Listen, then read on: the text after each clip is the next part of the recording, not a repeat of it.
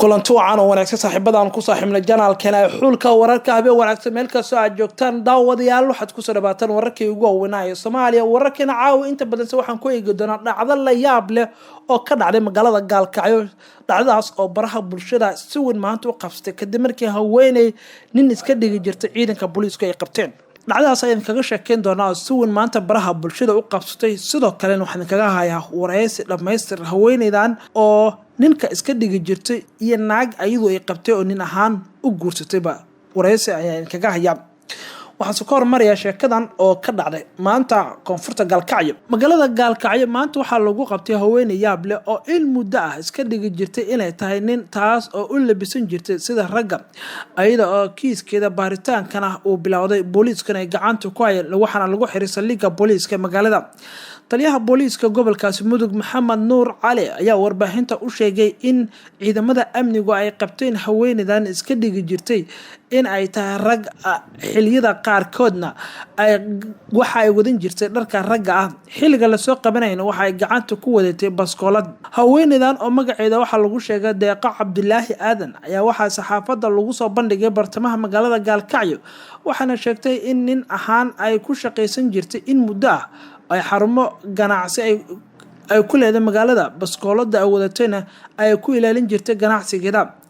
markay booliiska ay soo bandhigayna haweeneydan ayaa waxay xirnay shaar iyo macaawis iyo cimaamad waxayna sidoo kale wadatay tusbax sheekooyinka la yaabka leh ee laga soo warinayo haweeneydan ayaa waxaa qayb ka ah inay guursan jirtay haween kale ayada oo nin iska dhigaysa waxayna isticmaali jirtay xubinta taranka ee ragga oo gacan ku sameysa sida ka muuqdaba muuqaalka iyo videoga iminka aad daawanaysan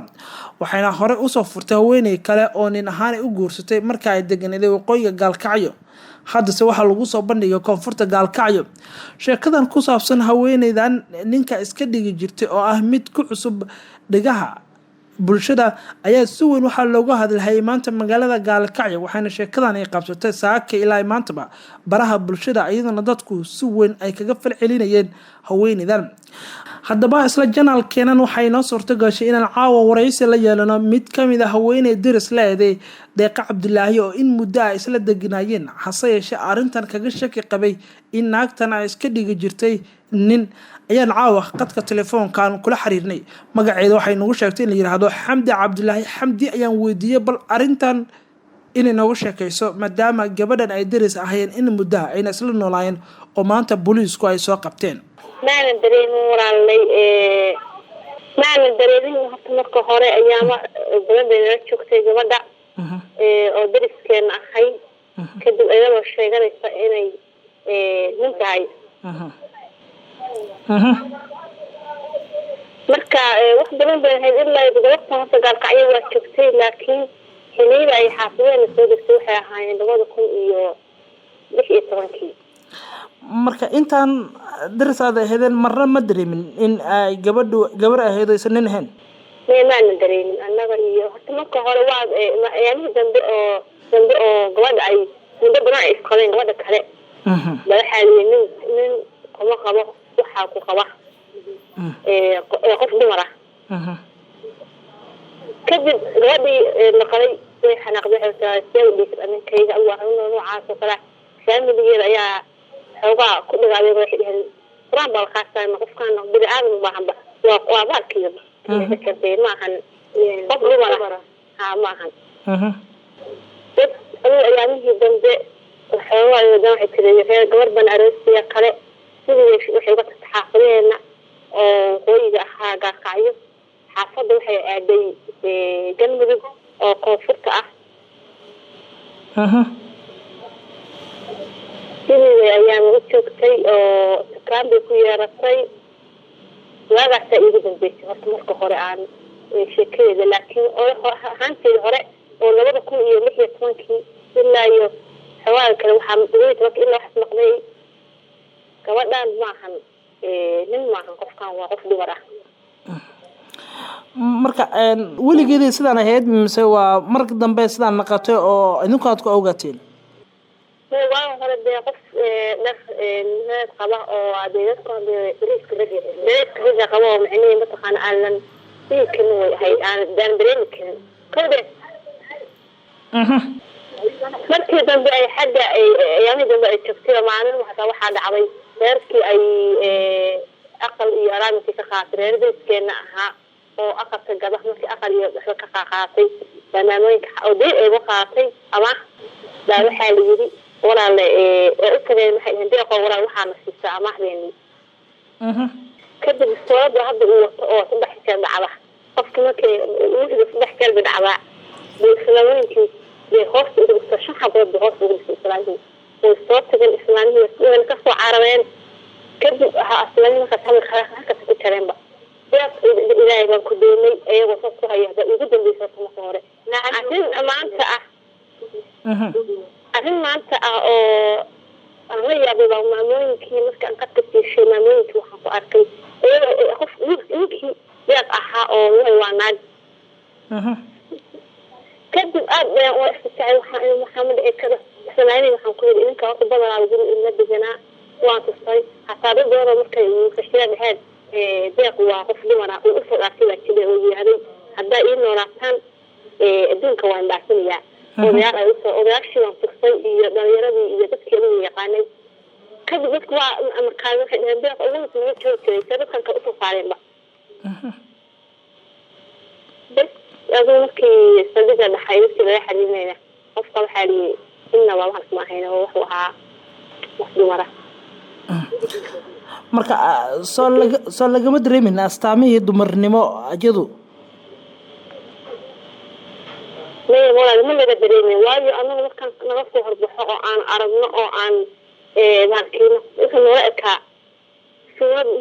teeda kale marna imaadadiisu si iskugu degi jiro wuxuu ahaa baarkii marka idinkoo daris ahayd oo intaasoo had isla degnaydeen marna ma dareemin maana dareemin oo dareen ah oo xaggiisa wallahi yani dambe gabadhii faamilkeeda uu qabay faamilkeeda xawaa ku adeegayay ninkaan maxay jirta inta soona ku qaba ama ilmaha aadan u dhalin oo aad qoysi waa nin halkii ah وقف دمر عنده أقوى سنة قف كان كدمر وحالات من مخلي قال يقول واقف فري وأنا كاتب كذب حاجة في نعوة إمريني قلبي يكفكته وقفت ها أرين كان وأنت استوى بالجوات نحن بس كسوان تسوي استوى وخنا بس حتى إكلانت وحنا تسوي بس كنا هيد وما بك قاتل مسوي حدد من شوي وحبرت سوي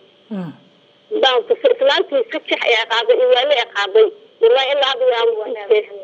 سبحان الله أرنتي الله يابتي ها واري ويسود ويستي أستوى وصل خلي يقف عن إني باركية ويسود ويستي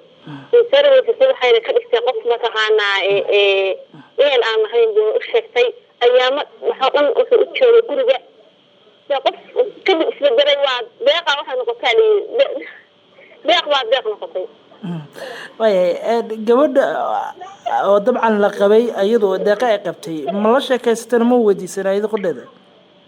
maanta waa loo tiray gabadhii way xariiriyay way ka muhay dilaacay daamirkeeda waxaa ismarada iska noqotay iska oysaa gabadhii ilaa mata uga dareeraysa gabadhan dad waxay ahayd dariska ay ilaa inta soo ay joogtay magaalada laakiin gabadha dadka kala waxaan ka maqlay dadku haya ilma loo dhalay ilma looma dhalin waa taas ay ka saabiyay ilma looma dhalin gabadha hadda dhahayo baalkii way ilma hore ay nin ugu soo dhashay gabadha uga timaaday taas uu ugu qaadiray adeer baa ay amal laakiin gabadhan nin ay iska dhigto xamdaay maxaa ku qasba iyadu waxaas dhan u sameeynaysa hadaa ogaatay ama qasheenba ولا هرت بقف أذكر هرت إلهي وأنا هرت كلمة باركي هرت قف صوت كرسي أنا ونوع كله لكن ما بس من قف صندوق سهكسين أنا سهكسين أو دورة بعدين كل كمان إنسان معه في لو مش كي وعلى كي قف الله قلنا عابد شوية كويس شوية تقاها تصوير أو ده مدام يسكت كذا ما دي كلامنا سوق كمان كلام marka maanta markaa maqasheen maxaa dareentay maanta markii koonfurta gaalkacay lagu soo bandhigo booliisku ay soo bandhigeen